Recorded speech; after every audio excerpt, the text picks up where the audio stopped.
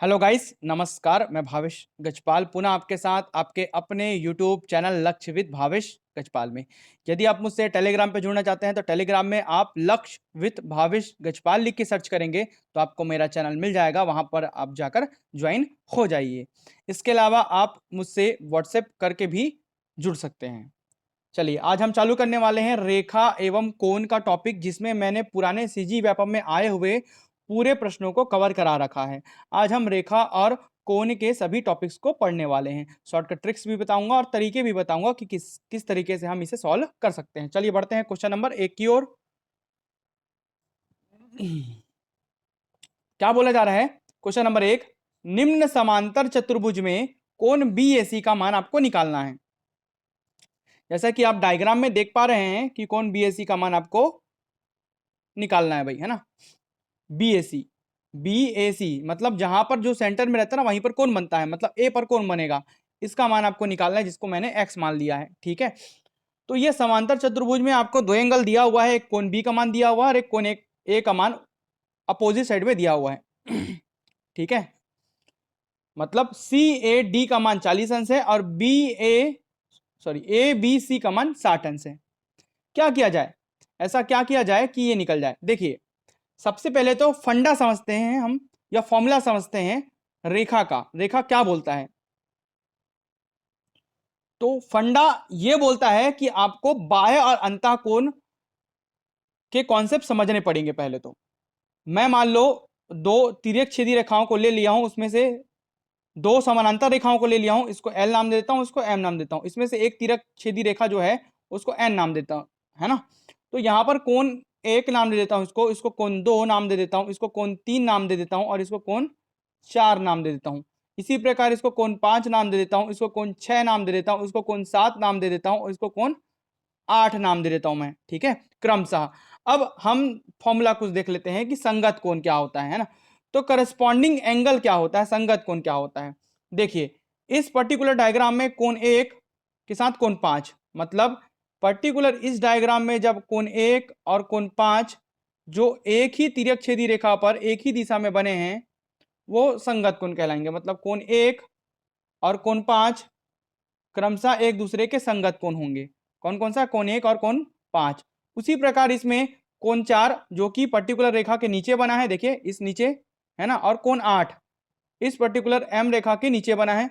तो कोण चार और कोण आठ भी एक दूसरे के संगत कोण कहलाएंगे। उसी प्रकार कोण दो और कोण छह एक दूसरे के संगत कोण कहलाएंगे। उसी प्रकार कोण तीन जहां पर बना है वहीं उसी जगह में उसी एंगल पर कोण सात भी बना है, मतलब उसी एंगल पर कोण सात भी बना है। मतलब चौथा जो संगत कोण होगा पर्टिकुलर डायग्राम के लिए वो कोण तीन और कोण सात होगा। ये होंगे क्रमशः इस डायग्राम के संगत कोण। संगत कोण आपको समझ आ रहा है? एक रेखा पर एक दो समानांतर रेखाओं पर एक तिर्यक छेदी रेखा में जो वही एंगल वही या सेम कोण बनाता है वो संगत कोण है, उतने ही ढलान पर। चलिए अब देखते हैं एकांतर अंतः कोण। एक के अंतर में अंतः, अंतः मतलब अंदर, ठीक है। तो एक के अंतर में आपका अंतः कोण बनना चाहिए, तो अल्टरनेट इंटीरियर एंगल बोलेंगे इसको। अब इस डायग्राम में एकांतर अंतः कोण, देखिए पर्टिकुलर आपने ऐसे बचपन में पढ़ा होगा जेड बनाएगा, तो इस पर्टिकुलर डायग्राम में मैं हाईलाइट कर रहा हूं, यहां से ऐसा, यहां से ऐसा और फिर यहां से ऐसा। ये दिख रहा है जेड जैसे, देखिए एरो हेड बना दिया। हाँ, तो ये जेड जो बना रहा है यहां पर कोण अंदर में कोण चार है, ठीक है, और यहां पर कोण अंदर में कोण छह है। तो कोण चार और कोण छह ना एक दूसरे के एकांतर अंतः कोण होंगे। एक के अंतर में और कैसे? अंतः कोण अंदर में बने हैं, ठीक है। तो कोण चार और कोण छह एक दूसरे के एकांतर अंतः कोण होंगे। उसी प्रकार दूसरा जेड जो बन रहा है वो अपोजिट साइड में बन रहा है, ऐसा बन रहा है कुछ इस प्रकार से। देखिए अब ऐसा डायग्राम को हाईलाइट कर देता हूं मैं, इस प्रकार से एरोहेड बना दिया। तो यहाँ पर कोण तीन बन रहा है अंदर में और इसके अंदर में बन रहा है कोण पांच, ठीक है। तो इस पर्टिकुलर जेड में यहाँ पर बन रहा है कोण तीन और इस यहाँ पर बन रहा है कोण पांच, ठीक है। तो इस प्रकार कोण तीन और कोण पांच एक दूसरे के क्रमशः एकांतर अंतः कोण होंगे। इसी प्रकार एकांतर बाह्य कोण को देख लेते हैं, alternate exterior angle. Same Z में जब बाह्य कोई जो बाहरी कोण बनता है, इसको आगे बढ़ाओ, इसको आगे बढ़ाओ, ये जो बाह्य एंगल बनेगा जैसे एक नंबर पे और ये जो बाह्य एंगल बनेगा जैसे कि 7 नंबर, ठीक है, कोण। तो कोण एक और कोण 7 एक दूसरे के एकांतर बाह्य कोण होंगे। ठीक है, उसी प्रकार इस वाले डायग्राम को जब इधर बढ़ाओ तो ये जो कोण बनेगा वो कोण 2 है, और इस वाले डायग्राम को इधर बढ़ाने पर ये जो कोण बनेगा वो कोण 8 है। तो कोण 2 और कोण 8 भी क्रमशः एक दूसरे के एकांतर बाह्य कोण होंगे। अब इसी कॉन्सेप्ट पे बेस्ड है पहला क्वेश्चन जो कि व्यापम में आया हुआ है। देखते हैं क्वेश्चन को। बहुत सारे क्वेश्चन ऐड किया हूं और बहुभुज की क्वेश्चन भी मैंने इसमें ऐड कर रखे हैं। देखेंगे, निम्न समांतर चतुर्भुज में कोण बीएसी का मान ज्ञात कीजिए। अब इस डायग्राम में मैं एक डायग्राम निकाल देता हूं, ऐसा और ऐसा और ऐसा, जहां पर ये ए है, ये सी है और ये बी है और ये डी है। ठीक है, तो यहां पर आपको 40 दिख रहा है। तो एकांतर अंतः कोण के कॉन्सेप्ट से क्या होता है, जितना कोण यहां पर बन रहा है उतना ही कोण यहां पर भी बनेगा। मतलब जो कोण DAC का मान है वही कोण BCA का मान होगा, सेम एंगल बनेगा। ठीक है, किस फंडे से, एकांतर अंतः कोण के फंडे से। ये बताया हूं, एकांतर अंतः कोण ये समान होंगे, सभी क्या होंगे, समान होंगे। जो जो कोण मैं लिखा हूं, कोण ए, कोण 4 और कोण 6 एक दूसरे के एकांतर अंतः कोण है तो दोनों समान होंगे। उसी प्रकार कोण 3 कोण 5 समान होंगे, कोण 1 कोण 7 समान होंगे, कोण 2 कोण 8 समान होंगे। ठीक है, और कोण ऊपर वाले संगत कोण भी एक दूसरे के समान होंगे। तो समान होंगे तो इसे कॉन्सेप्ट समझ आता है कि ये 40 अंश है तो ये वाला कोण का मान भी 40 अंश, मतलब हमने ये निकाल लिया 40 अंश, 40 डिग्री। ठीक है, अब यहां पर एक बन गया त्रिभुज। क्या बन गया, एक त्रिभुज बन गया। इस त्रिभुज में हमको दिख रहा है ए बी सी, और यहीं पर दो कोण का मान पता है 60 अंश, एक कोण का मान, एक का 40 अंश। तीसरे कोण का मान निकालना है जो कि x मान लिया हूं, जो कि कोण BAC है ना भाई, कोण BAC जिसकी वैल्यू x मान लिया हूं मैं, ये निकालना है। तो त्रिभुज के तीनों कोणों का योग, त्रिभुज के फंडा तीनों कोणों का योग, त्रिभुज के तीनों कोणों का योग क्या होता है, 180 अंश होता है। कॉन्सेप्ट तो पता ही है। मतलब कोण बी, जहां पर बी पर कोण बना है, प्लस कोण सी जहां पर सी पर कोण बना है, और कोण ए जो कि जिसको हम लिख सकते हैं कोण BAC। BAC का मतलब है कोण कहां पर बनेगा, बीच में ए पर बनेगा, जो सेंटर में रहता है वहीं पर कोण बनता है। इस तीनों कोण का योग होगा 180 डिग्री। कोण बी का मान है 60 अंश, कोण सी का मान है 40 अंश, और कोण ए का मान x है, इसी को निकालना है 180 डिग्री। ये हो जाएगा x बराबर 60 40 100, 100 को जोड़कर उधर पक्षांतर कर लो तो 180 माइनस 100 लिखा आएगा। तो x की वैल्यू हो जाएगी 80 अंश। x ही क्या है आपका, x ही आपका कोण BAC की वैल्यू है। इस प्रकार 80 डिग्री इसका आंसर होगा। ठीक है, चलिए आगे बढ़ते हैं क्वेश्चन नंबर 2 की ओर, जो कि CG व्यापम में आया हुआ है। देखेंगे, निम्न वृत्त में कोण CAD और कोण CBD बराबर क्या होगा, CAD और कोण CBD। ठीक है, इसका मान हमको निकालना है। देखेंगे अब हम, चलिए हमको क्या क्या निकालना है, कोण CAD का मान निकालना है और कोण CBD का मान निकालना है। इन दोनों का मान जोड़कर निकालना है और उनको दोनों को जोड़ देना है। ठीक है, चलिए सबसे पहले तो ध्यान देंगे इस डायग्राम में, यहां पर जो एंगल दिया हुआ था उसको मैं हाइड कर दिया हूं, वही आपका उत्तर होगा। अब वो एक्चुअल में निकलेगा कैसे, ठीक है, निकलेगा कैसे, आपको डायग्राम सिर्फ इतना दिया है, जो रेड से हाइड किया हूं वो नहीं है वैल्यू। आपको केवल कौन सी यहां पर दे दिया है जिसमें 30 डिग्री का एंगल आपको दे दिया है क्वेश्चन पे। अब कैसे निकालोगे, देखिए सबसे पहले ये वाले डायग्राम को देखिए, एक वृत्त के अंतर्गत कोण है जहां पर COD को आप देख रहे हैं, जहां पर इसी कोण का मान 30 डिग्री है। ठीक है, और ये जो है O से C ये भी रेडियस है, मतलब इसकी लंबाई बराबर होगी, और O से D ये भी त्रिज्या है, मतलब एक इसकी लंबाई बराबर होगी। मतलब किसी भी वृत्त में O से C और O से D त्रिज्या ही है, और दोनों त्रिज्या त्रिज्या की भाई एक वृत्त की एक त्रिज्या होगी, मतलब दोनों की त्रिज्या की लंबाई बराबर है, मतलब ये दोनों भुजाएं बराबर है। तो ये किस प्रकार का त्रिभुज है, ये समद्विबाहु त्रिभुज है। किस प्रकार का त्रिभुज है, समद्विबाहु, ऐसा त्रिभुज जिसमें दो भुजाएं बराबर है। जब कोई समद्विबाहु त्रिभुज है तो उसमें भुजा भुजा कोण थ्योरम लग जाएगा यहाँ पर, और क्या होगा, तो वो सेम एंगल पर झुकेगा। भाई किसी एंगल पर अगर वो झुका है सेम भुजा उतनी ही लंबाई का, तो उस पर झुकावट तो सेम होगी ना। तो ये 30 डिग्री है तो सामने वाला कोण का मान भी कितना होगा, 30 डिग्री होगा। कितना अंश होगा, 30 अंश। तो हमको ये बीच वाला O वाला निकल जाएगा। ठीक है, तो ये C और D का मान हमको 30 30 पता चल गया। तो इसमें क्या निकल जाएगा, त्रिभुज के तीनों कोणों का योग, त्रिभुज के तीनों कोणों का योग लगा लो। पहले तो उससे आप समझ गए कि आपका सामने वाला 30 डिग्री कैसे निकलेगा। ये 30 है तो ये दोनों अगर भुजाएं बराबर है तो सेम ही एंगल पर वो टिल्ट होगा, मतलब झुकेगा, तो ये भी 30 होगा। ठीक है, तो त्रिभुज के तीनों कोनों का कौन सी प्लस कौन डी, छोटे वाले त्रिभुज में ना, ये वाले ओ सी डी में, त्रिभुज कौन सा ओ सी डी है इसमें, प्लस कोण ओ बराबर 180 अंश। ठीक है, कोण सी का मान 30, कोण डी का मान 30, प्लस कोण ओ का मान आपको निकालना है बराबर 180 अंश। ठीक है, 30 और 30 60 हो गया आपका, तो 60 को जोड़कर उसे ट्रांसफर कर दो तो कोण ओ का मान निकल जाएगा 180 माइनस 60, तो कोण ओ का मान आपका निकल गया 120 अंश। कितना निकल गया 120 अंश। हमको कोण ओ की वैल्यू पता चल गई 120 डिग्री, 120 अंश। अब आपको एक वृत्त के अंतर्गत दो त्रिभुज दिख रहा है। अब याद रखिएगा, एक थ्योरम बताता हूं आपको, एक प्रमेय बताता हूं। क्या बोलता है, वृत्त के किसी किन्हीं दो बिंदुओं से, है ना, केंद्र पर बना कोण उन्हीं दो बिंदुओं से उसकी परिधि पर किसी अन्य बिंदु पर बने कोण का दुगना होता है ना, दुगना होता है। या उल्टा बोल सकते हो, तो परिधि पर बना कोण आधा होगा या केंद्र पर बना कोण दुगना होगा। सेम बिंदु मतलब इस पर्टिकुलर वृत्त में किसी दो बिंदु को मैं ले लेता हूं थ्योरम के अकॉर्डिंग सी और डी, इन्हीं दो बिंदुओं से वृत्त के केंद्र पर बना जो कोण है जो कि 120 अंश आया है, वो उन्हीं दो बिंदुओं से वृत्त की परिधि के किसी बिंदु पर बने कोण का दुगना होता है। मतलब ये जो भी कोण होगा इसका दुगना होगा केंद्र वाला। तो केंद्र की वैल्यू कितनी 120 अंश, मतलब वो वाला कितना हो जाएगा, उसका आधा हो जाएगा भाई, तो उसकी वैल्यू क्या हो जाएगी 60 अंश। कितनी हो जाएगी 60 अंश। इसी प्रकार इन्हीं दो बिंदुओं से, इन्हीं सी डी से, यहां पर ए पर भी बना है कोण, इन्हीं दो सीडी से बी पर भी बना है कोण, तो बी पर बने कोण का मान भी 60 अंश हो जाएगा और ए पर बने कोण का मान भी 60 अंश हो जाएगा। समझ आ गया, किससे, थ्योरम से। ठीक है, तो इस प्रकार कोण बी का मान भी 60 अंश हो जाएगा और कोण ए का मान भी 60 अंश हो जाएगा। किससे, प्रमेय से। प्रमेय से, प्रमेय मतलब थ्योरम से। थ्योरम क्या बोलता है, वृत्त की परिधि पर स्थित किन्हीं, चाहे आप प्रमेय को कैसे भी पढ़ सकते हैं, कोई दिक्कत नहीं है। ठीक है, आप चाहे सीधा पढ़े चाहे उल्टा पढ़े, चाहे ऐसे भी पढ़ सकते हैं। वृत्त की परिधि पर स्थित किन्हीं दो बिंदुओं से केंद्र पर बना कोण उन्हीं दो बिंदुओं से परिधि के किसी अन्य बिंदु पर बने कोण का दुगना होता है। मतलब ये 120 है तो 160 हो जाए, ये 60 हो जाएगा उसका आधा।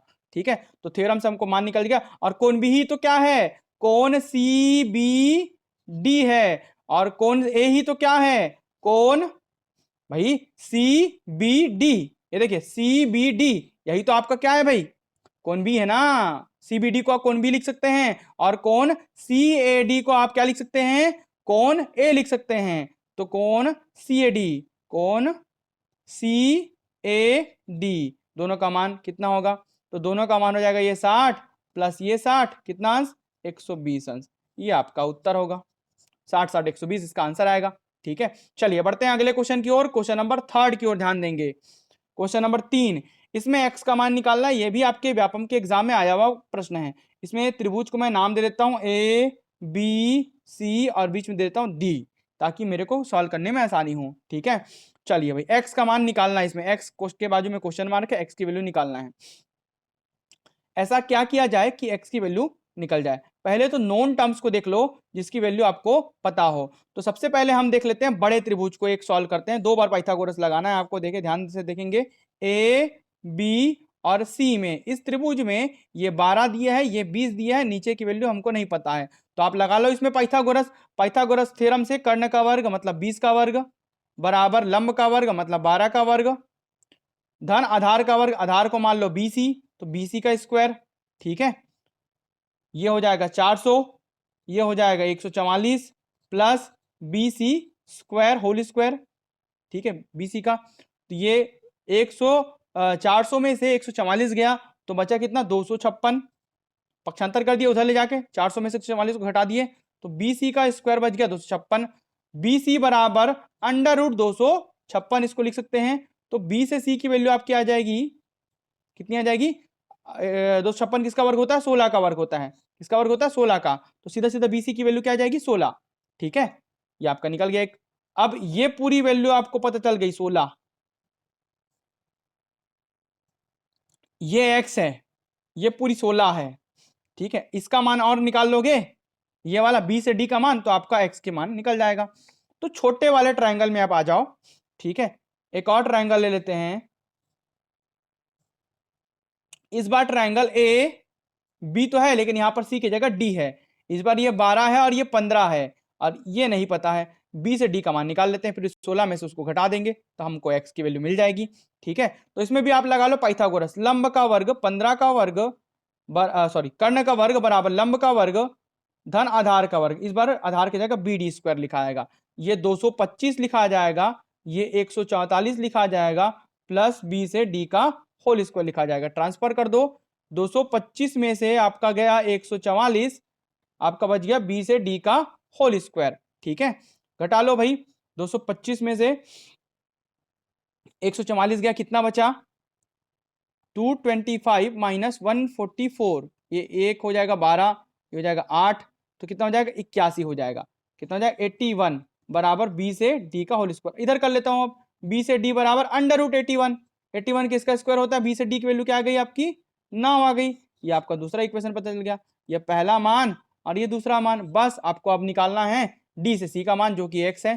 ठीक है, डायग्राम के अनुसार। तो आप पूरे बी से सी में से घटा दो बी से डी का मान, तो आपको निकल जाएगा डी से सी का मान जो कि आपने एक्स मान रखा है। ठीक है, डी से सी का मान आपको निकल जाएगा। इसको इधर कर लेता हूं ताकि अच्छे से जमाते बन जाए। तो डी से सी का मान आपको निकल जाएगा जो कि आपने एक्स मान रखा है। ठीक है, तो एक्स बराबर क्या हो जाएगा 16 माइनस 9, तो एक्स की वैल्यू क्या आ जाएगी, 16 में से 9 गया, ठीक है, आपका आ जाएगा 7। ये आपका आंसर होगा। देखिए कितना आसान है। तो इसका वैल्यू कितना आया 7 आया आपका मान। ठीक है, चलिए आगे बढ़ते हैं हम। अगला क्वेश्चन जो आपके व्यापक में आया हुआ है, एक वृत्त जिसका केंद्र O है में चतुर्भुज जो है ए बी सी डी एक चक्री चतुर्भुज है। ए बी सी डी एक क्या है, चक्री चतुर्भुज। देखिए चक्री चतुर्भुज की परिभाषा वो होती है, ये नॉर्मल चतुर्भुज कोई भी, लेकिन चक्री चतुर्भुज वो होता है जिसके चारों सीड्स, चारों कॉर्नर जो है ये वाले चारों सीड्स किसी वृत्त की परिधि पर हो। ठीक है, किसी वृत्त की परिधि पर हो, उसी को बस चक्री चतुर्भुज बोलेंगे। बाकी चतुर्भुज चक्री चतुर्भुज नहीं कहलाता। चक्री चतुर्भुज केवल वही होता है जिसके चारों शीर्ष वृत्त की परिधि पर हो, परिधि को छुए, तो वही चक्री चतुर्भुज होगा। ठीक है, और उसकी खासियत यह है कि उसके सम्मुख कोण मतलब आमने सामने के कोण, जैसे कोण बी, कोण डी हो गया और कोण बी हो गया, ये दोनों का जोड़ जो होता है, योग जो होता है वो 180 अंश होता है।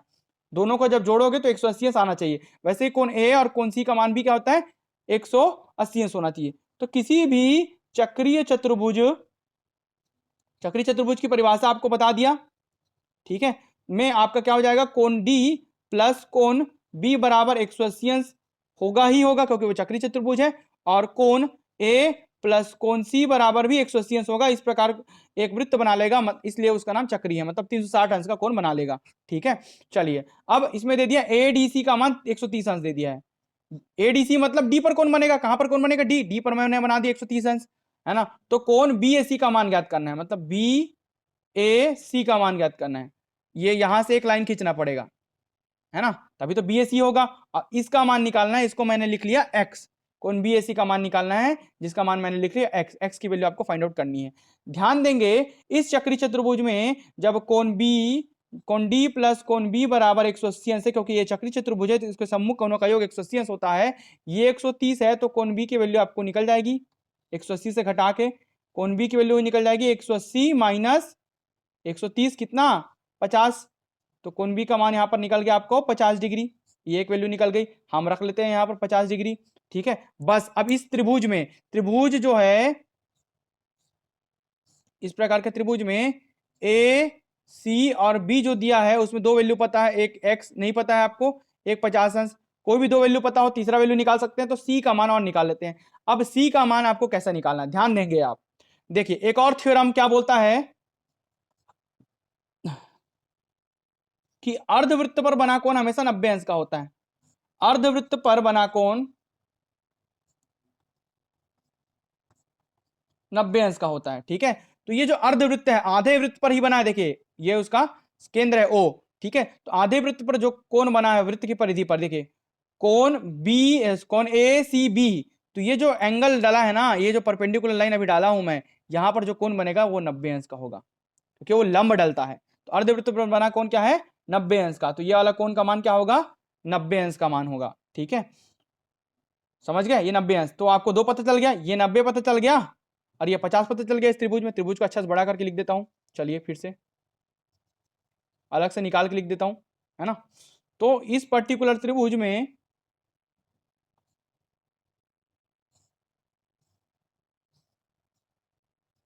ये आपको सम्मुख कौन से निकला, ये अर्धवृत्त पर के थ्योरम से निकला। अर्धवृत्त पर बना को 90 अंश का होता है, इसका मान आपको निकालना है, जहां पर ये ए है, यहां पर ये सी है, ये बी है, ठीक है।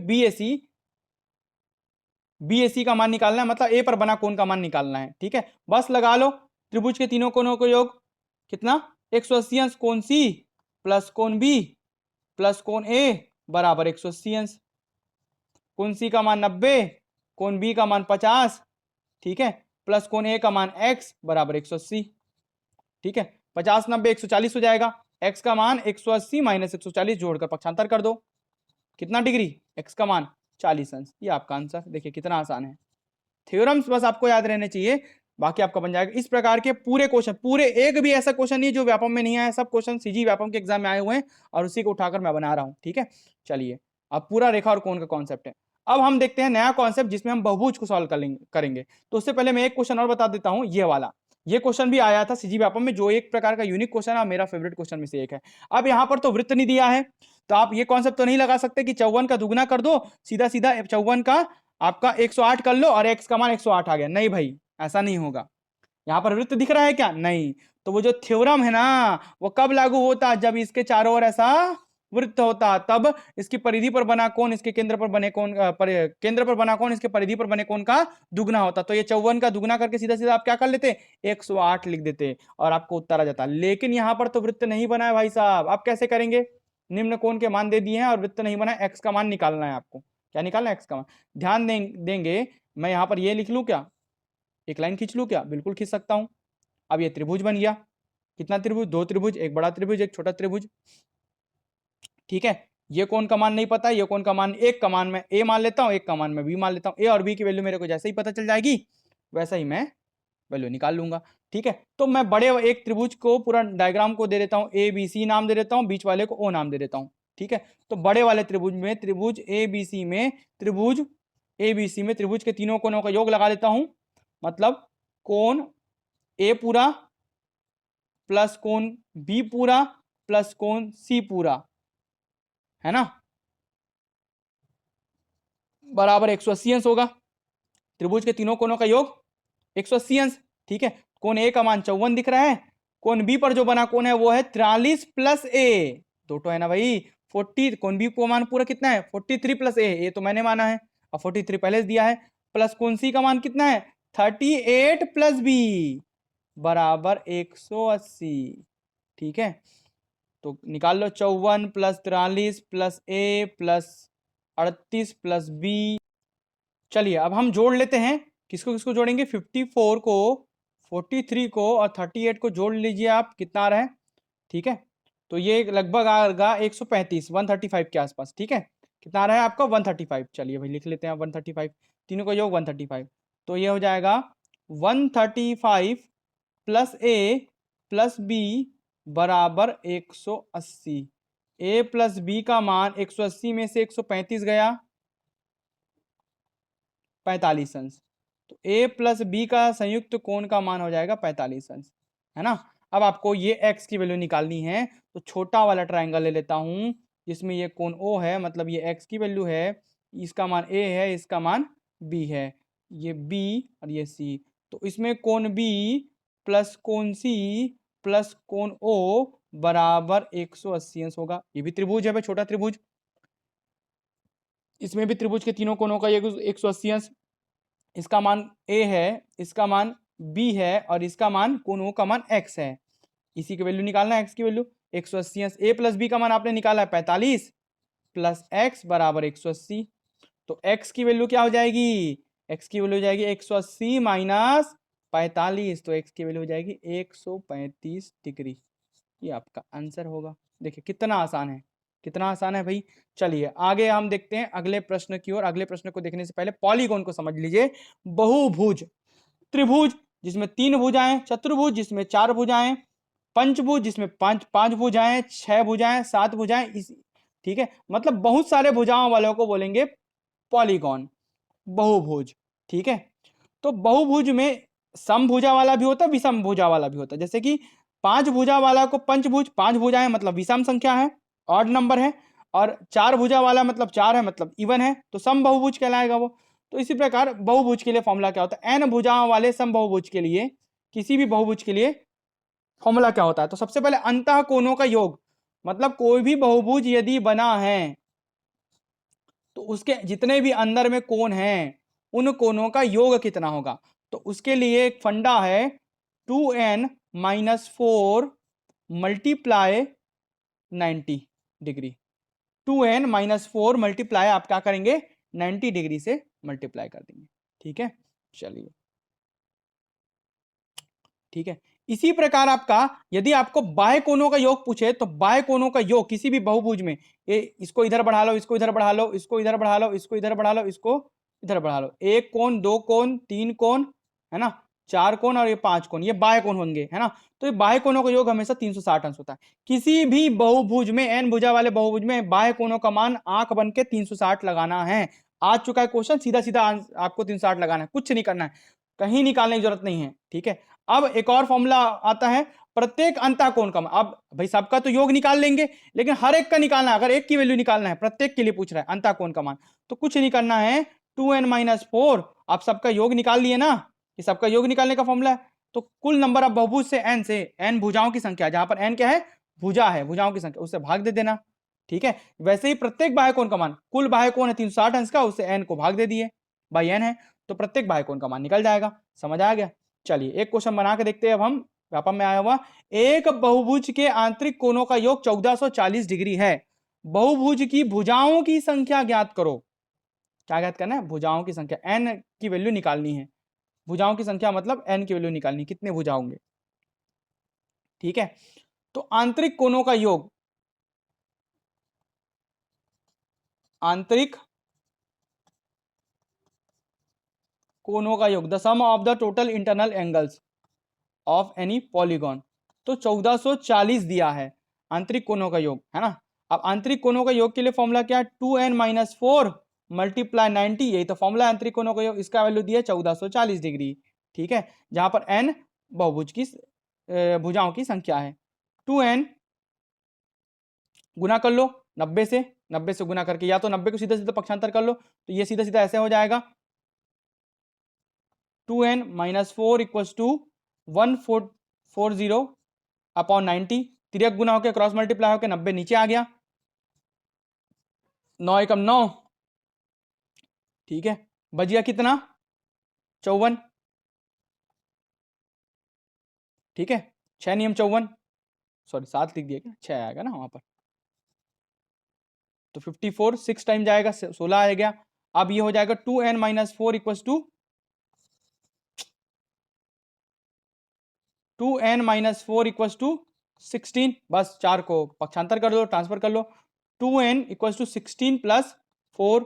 ठीक है, क्या हो जाएगा ये 2n इक्वल्स टू 16 4 20, 2 एकम 2 दहाम, तो n की वैल्यू क्या आ गई आपकी 10। तो इस बहुभुज में कितनी भुजा हो गई, 10 भुजाएं हो गई, ये आपका आंसर होगा। देखिए कितना आसान सा फॉर्मूला बता दिया हूं, चुपचाप उतारिए फॉर्मूला को, कोई भी क्वेश्चन, कोई भी दुनिया का कोई भी क्वेश्चन इससे रिलेटेड है वो बनेगा सिर्फ 2 फॉर्मूले से। चलिए आगे बढ़ते हैं, एक क्वेश्चन और मैंने शामिल कर रखा है, इसमें भुजाओं की संख्या दे दिया। एक बहुभुज में भुजाओं की संख्या 5 है, उसके आंतरिक कोणों का मान निकालना है। इस बार भुजाओं की संख्या दे दी है 5। ठीक है, आंतरिक कोणों का मान आपको निकालना है। तो आपको आंतरिक कोणों के लिए भी फॉर्मूला बताया हूं, क्या बताया, ये वाला अंतः कोण, प्रत्येक अंतः कोण का मान। ठीक है, ये वाला, तो प्रत्येक अंतः कोण का मान, आंतरिक मतलब अंतः,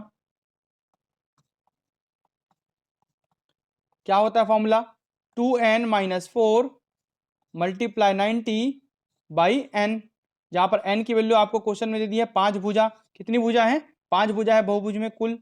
ठीक है, 2 मल्टीप्लाई 5 माइनस 4 मल्टीप्लाई 90 अपॉन 5।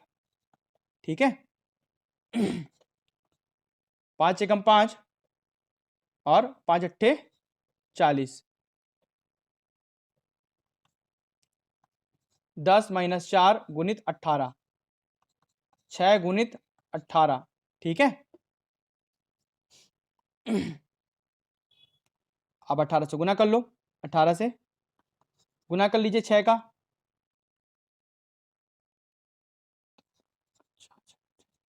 108 अंश, 108, ठीक है। 6 अट्ठे 48 का 8, हाथ का आया 4, 6 कम 6 4 10 और 0, ठीक है। तो ये हो जाएगा 108 डिग्री। तो यहां पर प्रत्येक अंतःकोण का मान कितना जाएगा? 108 डिग्री। एक पांच भुजा वाले बहुभुज में, मतलब एक प्रकार का पंचभुज है, हर एक कोण का मान 108। चलिए बढ़ते हैं अब हम अगले क्वेश्चन की ओर। अगला प्रश्न जो कि सीजी व्यापम में आया हुआ लेटेस्ट क्वेश्चन है और बहुत ही इंपॉर्टेंट क्वेश्चन है, जिसमें आपको दिख रहा है कोण ए प्लस कोण बी की वैल्यू निकालना है, मतलब ये वाला कोण और ये वाला कोण का दोनों का जोड़ क्या होगा ये निकालना है। ये दिए गए ऑप्शन है, सीजी व्यापम में आया हुआ लेटेस्ट क्वेश्चन है। देखते हैं अब कैसे सॉल्व होगा, ठीक है। आपको पूरे रेखा और कोण के पूरे कॉन्सेप्ट बता दिया हूं, देखेंगे। चलिए इस डायग्राम को ध्यान से देखिएगा। ये अगर बाह्य कोण का मान 180 अंश है, 120 अंश है, ठीक है, तो ये अंतः कोण का मान भी 120 अंश होगा। कैसे भाई, कैसे होगा? तो कैसे होगा? एक थ्योरम से होगा। उस थ्योरम को हम बोलते हैं शीर्षाभिमुख कोण। इस एंगल और इस एंगल का मान समान होगा। कैसे होगा? शीर्षाभिमुख कोण के थ्योरम से। क्या बोलता है ये? Vertically opposite angles. तो इस कोण में कोण ए का मान कोण बी के बराबर होगा और कोण सी का मान कोण डी के बराबर होगा, ठीक है। शीर्षाभिमुख कोण मतलब वर्टिकली अपोजिट एंगल के थ्योरम से, ठीक है। तो ये कोण 120 अंश का है, तो नीचे x प्लस एक्स का मान भी 120 अंश ही होगा, वर्टिकली अपोजिट एंगल शीर्षाभिमुख कोण के थ्योरम से। ये अगर 130 अंश का है तो ये वैल्यू भी 130 अंश पर ही होगी, y प्लस वाई की वैल्यू, ठीक है। चलिए भाई ये तो आपको समझ आ गया, लेकिन आप कोण a प्लस कोण b का मान किस प्रकार निकाल पाएंगे, ये सबसे बड़ा समस्या है, ठीक है। कोण a प्लस कोण b का मान आप किस प्रकार निकाल पाएंगे? आपको एक तो यहां ये वाला कॉन्सेप्ट चाहिए, एक तो दूसरा ये वाला कॉन्सेप्ट चाहिए। आप ऐसा क्या करें कि कोण a प्लस कोण b का मान यहां से सिंपल तरीके से आसानी से निकाल पाए। ध्यान से देखिए, ठीक, सबसे बढ़िया क्वेश्चन है, ध्यान से देखते जाइएगा डायग्राम को। अब इस डायग्राम में यदि 120 अंश का ये कोण है ना, तो ये कोण भी कितना होगा? 120 अंश का होगा। किस फॉर्मूले से, किस फंडे से? सम्मुख कोण के फंडे से। सम्मुख कोण का फंडा आपको बताया हूं क्या? देखिए मैं दिखा देता हूं सम्मुख कोण क्या है। ये सम्मुख कोण करस्पॉन्डिंग है, कोण 1 और कोण 5 आपस में बराबर होगा। कोण 1 और कोण 5 मतलब इस टाइप का आपको लाइन दिख रहा है, तो कोण 1 और कोण 5 आपका दोनों बराबर होगा। किस फंडे से? सम्मुख कोण से, ठीक है। उसी प्रकार हमको यहां पर सम्मुख कोण के फंडे से लगाना है 120 और 120। डायग्राम में ही सॉल्व होगा पूरा क्वेश्चन। 120 और 120 सम्मुख कोण से, सम्मुख कोण के तरीके से बराबर होगा। उसी प्रकार इधर 130 है ना ये एंगल पर, तो यही एंगल पर ये भी झुका होगा, मतलब ये भी कितना होगा? 130 अंश होगा। किससे? सम्मुख कोण से, ठीक है। अब किसी भी एक सरल रेखा पर बना कोण 180 अंश का होता है, आपको पता है। इसमें से 20 बीच इधर वाला कोण 120 है, तो बचा वाला कोण 180 में से 120 को माइनस कर दो, बचा वाला निकल जाएगा। मतलब ये कोई सरल रेखा है, ये देखिए ये कोई सरल रेखा है, इस पर इधर वाला कोण 120 है, मतलब बचा वाला कोण 180 माइनस 120 होगा। तो 180 माइनस 120 कर लीजिए, बचा वाला कोण का मान निकल जाएगा। कितना निकलेगा बचे वाले कोण का मान? बचा वाला कोण आपका हो जाएगा 60 अंश।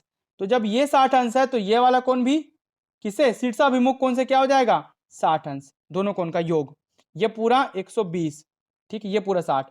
वैसे ही ये 180 माइनस 130, ध्यान से देखिए, ये डायग्राम में पूरा सॉल्व कर रहा हूं, ठीक है। तो ये हो जाएगा आपका 50 अंश।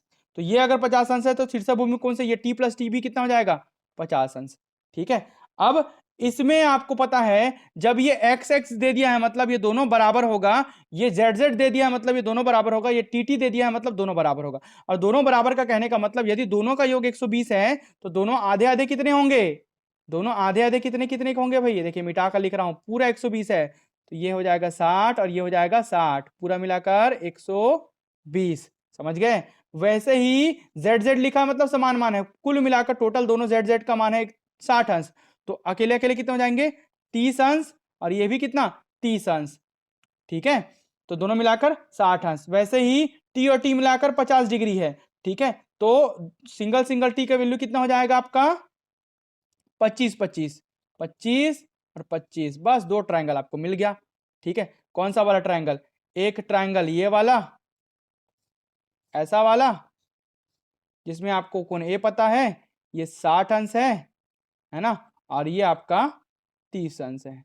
ये देखिए ये वाला ट्रायंगल, ये 60 पता है एक्स की वैल्यू और जेड की वैल्यू 30 पता है। ठीक है, जहां पर ये एक्स का मान है, ये जेड की वैल्यू है, और ये कोण ए है, कोण ए है जो कि सेंटर पर ओ पर बना है मान लीजिए। तो इस ट्रायंगल में त्रिभुज के तीनों कोणों का योग कोण एक्स प्लस कोण जेड प्लस जो कोण ओ पर बना है कोण ओ बराबर 180 अंश। मतलब x का मान है 60 अंश, z का मान है 30 अंश, और कोण ओ पर जो बना है वो कोण का मान है a, उसी की वैल्यू निकालनी है। तो ये हो जाएगा 30 90, a बराबर 180 माइनस 90, तो a की वैल्यू हो जाएगी 90 डिग्री। हो गया, एक निकल गया। अब आ जाते हैं दूसरा वाला में। दूसरा वाला नीचे वाला देखो, ये वाला ट्रायंगल देख लो, हाईलाइट कर दे रहा हूं मैं ट्रायंगल को। इस ट्रायंगल में, इस प्रकार के ट्रायंगल में ये जो ओ पर जो बना कोण है, यहाँ पर बी कोण बना है। ये वाला का मान 30 है जो कि कोण z है, ये वाले का मान जो कि कोण t है, इसका मान 25 है। त्रिभुज के तीनों कोणों का योग कोण z प्लस कोण t प्लस कोण o बराबर 180 अंश। कोण z का मान 30 अंश प्लस कोण t का मान 25 अंश प्लस ये कोण O का मान B बराबर 180 डिग्री। ठीक है, ये हो जाएगा 55 अंश, 55 प्लस B बराबर 180 डिग्री। 180 में से 55 का घटा दो, कितना निकलेगा भैया आंसर? उत्तर कितना निकलेगा? 125। ठीक है, कितना हो जाएगा? 125 डिग्री। तो B का मान कितना हो जाएगा? 125 डिग्री। ठीक है, तो आपको क्या पूछा? कोण A प्लस कोण B का मान पूछा है, बस जोड़ लो। कोण A प्लस कोण B मतलब 90 प्लस 125। 125 में जब 90 जोड़ोगे तो कितना निकल जाएगा? 125 में 90 जोड़ोगे तो ये हो जाएगा आपका 215। 215 ये आपका आंसर होगा। आंसर होगा तो आपका कहां पर आएगा? डी ऑप्शन में 215। किससे बना? शीर्षाभिमुख कोण। किससे बना? सम्मुख कोण, संगत कोण, सॉरी सम्मुख कोण बोल रहा हूं, संगत कोण। तो दो थ्योरम्स इसमें, दो काम किए, एक संगत कोण, दूसरा शीर्षाभिमुख कोण।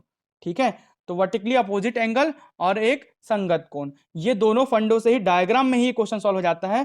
थोड़ा सा टफ जरूर लगता है जो कोण वगैरह नहीं पढ़ा है उसके लिए, लेकिन जल्दी से आपको सॉल्व जरूर हो जाएगा। ठीक है, यदि आप मैथ और रीजनिंग की व्यापम के अनुसार पूरी पेड क्लास लेना चाहते हैं तो अभी 15 से 20 वीडियो डल गए हैं, तो आप मुझे व्हाट्सएप कर सकते हैं। केवल व्हाट्सएप करें 7470999978। आगामी मंडी निरीक्षक में भी काम आएगा और अन्य व्यापम के पूरे एग्जाम में काम आएगा। A to Z इसमें वीडियोस दूंगा मैं, कम से कम 55 से आपको 60 वीडियोस इसमें प्रोवाइड करूंगा विथ MCQ PDF, और आपको पूरे वीडियो रिकॉर्डेड मिलेंगे। आप वीडियो को बार बार अपनी सुविधा के अनुसार देख सकते हैं।